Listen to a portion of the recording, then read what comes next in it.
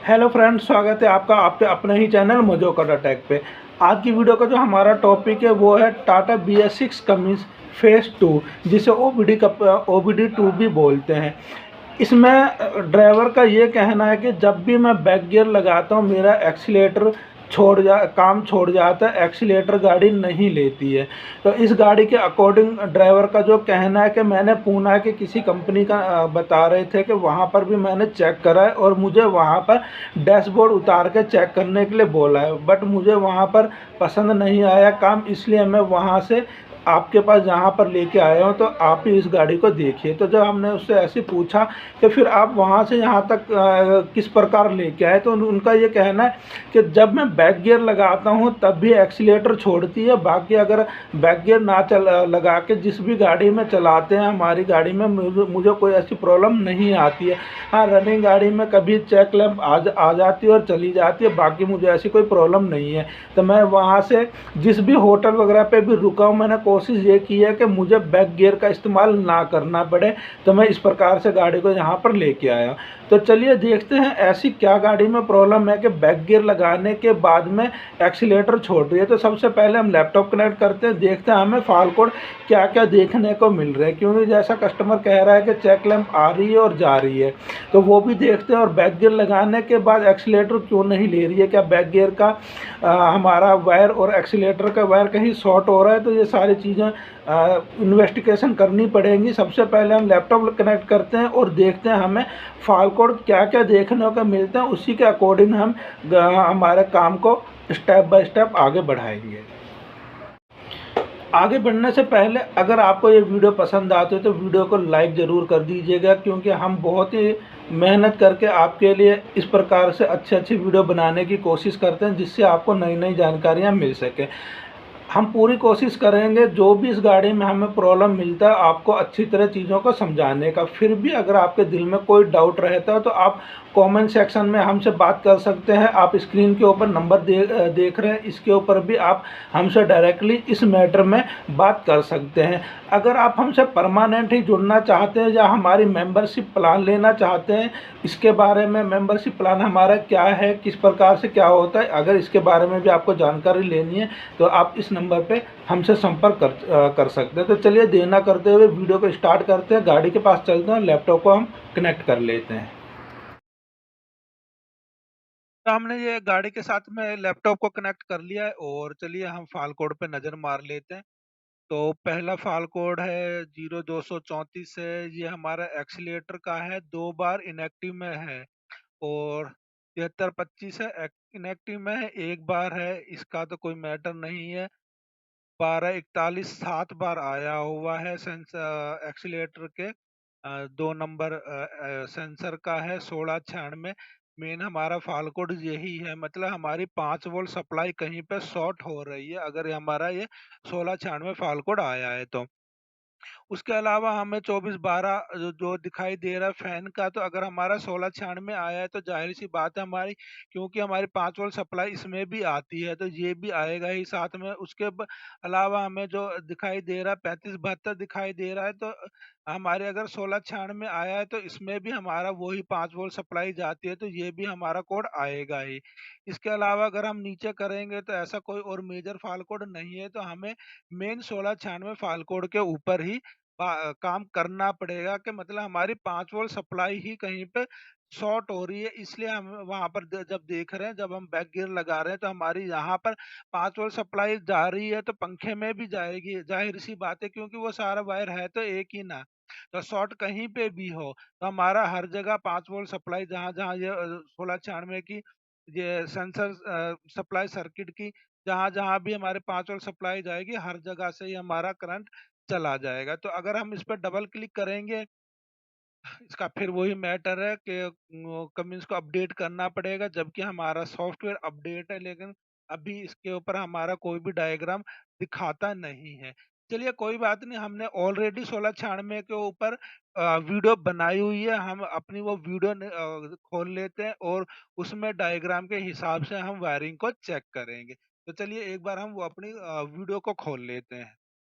तो उसके लिए हम ने ये हमारा यूट्यूब का चैनल खोल लिया है और यूट्यूब खोल लेते हैं, चैनल नहीं तो सॉरी, यूट्यूब खोल लेते हैं हम। और यहाँ पर हम हमारा जो भी हमने वीडियो बनाई है उसको हम यहाँ पर सर्च कर लेंगे। तो हमारी गाड़ी कौन सी है, अगर आपको भी कभी सर्च करना हो तो आप इसी प्रकार से सर्च करिए। हमारी गाड़ी कौन सी है, हमारी टाटा की गाड़ी है। टाटा आपको इसलिए लिखना पड़ेगा क्योंकि हो सकता है कोई लीलैंड के बारे में भी सर्च करे, कोई आइसर के बारे में करे, तो अलग अलग वो होंगी। तो हमारी गाड़ी कौन सी है, टाटा। उसके बाद टाटा में हमारी गाड़ी कौन सी है, BS6 गाड़ी है। ओके, BS6 में हमारी गाड़ी कौन सी है, 3 लीटर है, 5 लीटर है, टर्बो इंजन है, टाटा एस है, इंट्रा 10 है, कौन सी है। तो हमारी जो गाड़ी है वो कमिस लिखेंगे। तो ये हमारा हो गया। इसके बाद अब हमारी इस गाड़ी में हमें सर्च करना है क्या, इसमें हमें फाल कोड सर्च करना है। तो हम फाल कोड लिख लेते हैं, फाल कोड लिख लेंगे। और अब हम ये लिखेंगे कि हमारा फाल कोड है कौन सा, फाल कोड का नाम लिख लेते हैं। ठीक है, तो 1696 हमें फाल कोड देखना है। तो ये हमने 1696 लिख लिया। अब इस फाल कोड में हमें क्या देखना है, 1696 का वायरिंग डायग्राम देखना है। तो हम यहाँ पर वायरिंग डायग्राम भी लिख लेते हैं।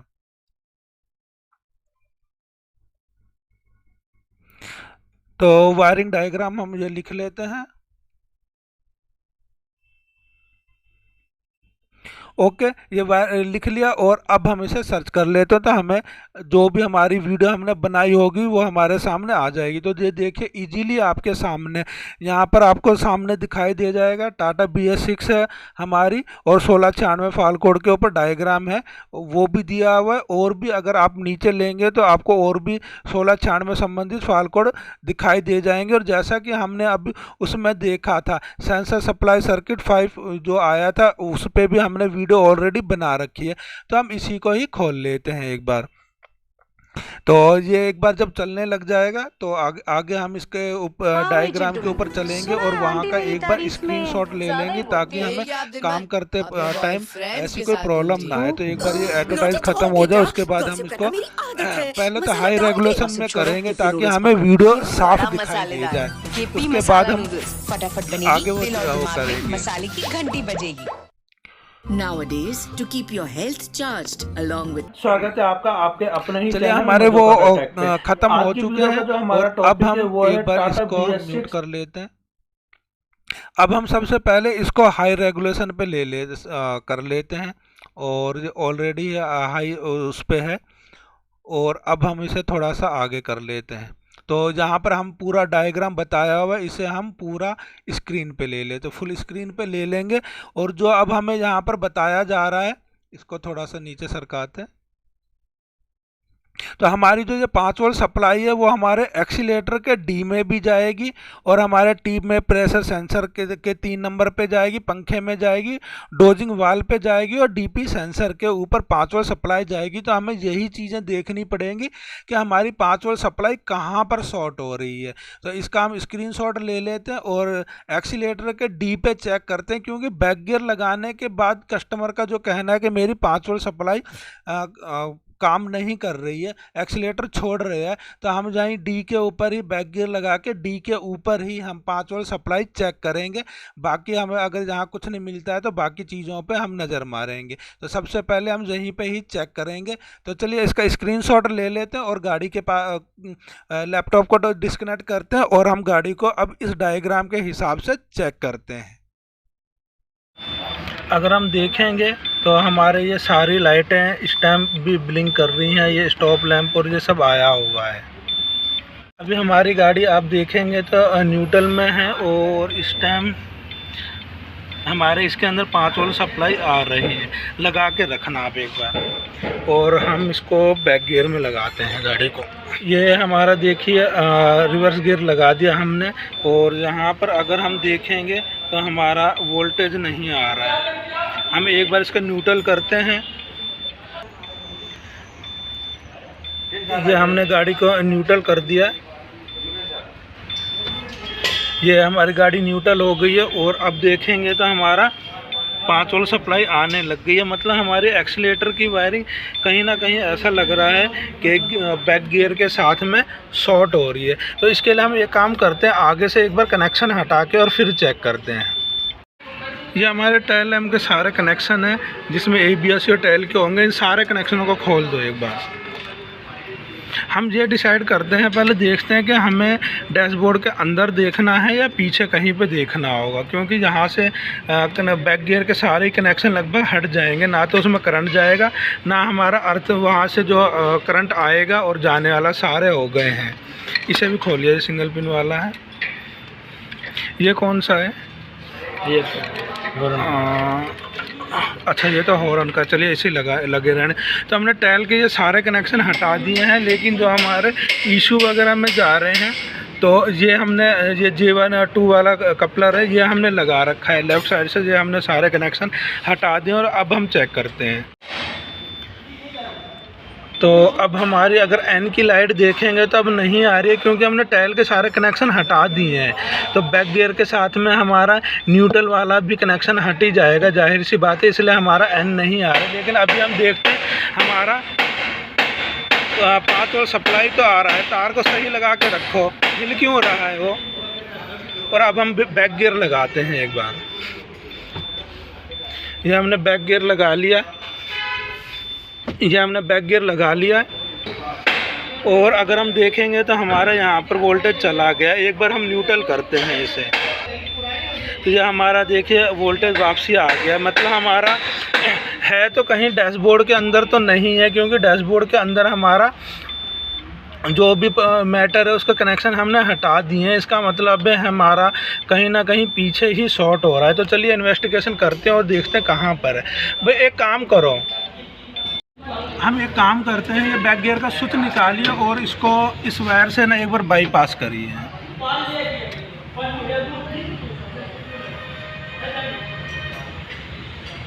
तो ये देखिए, ये बैक गियर के स्विच को हमने एक बार बाईपास कर लिया है। और अब हम देखते हैं कि अब भी हमारा ये मैटर हो रहा है क्या। वो आओ ज़रा इधर।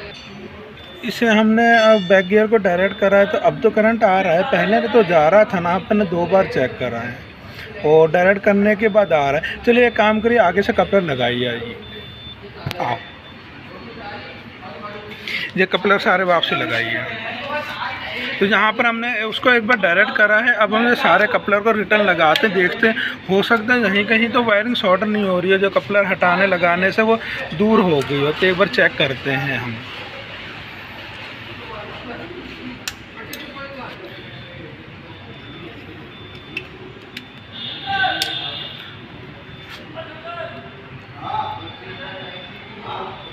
तो वो जो हमने सारे कपलर लगा दिए हैं, अब चेक करो एक बार।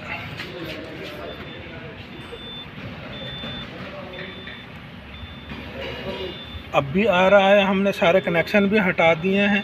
चलिए एक काम करिए, जो आपने डायरेक्ट करा है उसे वापसी करिए एक बार। ये जो हमने डायरेक्ट करा है, एक बार इसको निकालो, वापसी पिन उसमें डालो। चलिए अब चेक करिए एक बार।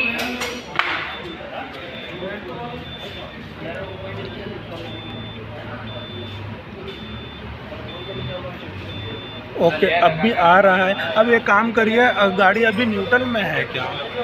अगर हम देखेंगे तो ऊपर अगर हम देखेंगे तो हमारी न्यूट्रल की लाइट आ रही है, मतलब न्यूट्रल है। वो बैक गियर लगाओ। ओके, ये हमारा बैक गियर लग गया। अब चेक करो यहाँ पर। अगर हम देखेंगे तो हमने ये देखिए 2 और 3 में लगा रखा है, और इसमें अब भी हमारा वोल्टेज अब चला गया। तो ऐसा क्यों हो रहा है? डायरेक्ट करने पे नहीं हो रहा है। इसको अच्छी तरह इन्वेस्टिगेशन करना पड़ेगा कि डायरेक्ट करने पे तो नहीं हो रहा, मतलब वायरिंग जो शॉर्ट नहीं है इसकी। चलिए इसको एक बार इन्वेस्टिगेशन करते हैं, फिर आगे बढ़ेंगे। आप ये वाला सेंसर देख रहे हैं, जो हमारे ये हमारा हो गया, वो एयर फिल्टर हो गया। इसके साथ में जो हमारा ये होज फ्लेक्सिबल लगता है, और यहीं पे हमारा टीप मैप प्रेशर सेंसर लगता है। अगर इसी की वायरिंग अगर हम यहाँ पर देखेंगे, आपको दिखाने की कोशिश करते हैं, जगह कुछ ऐसी ही है।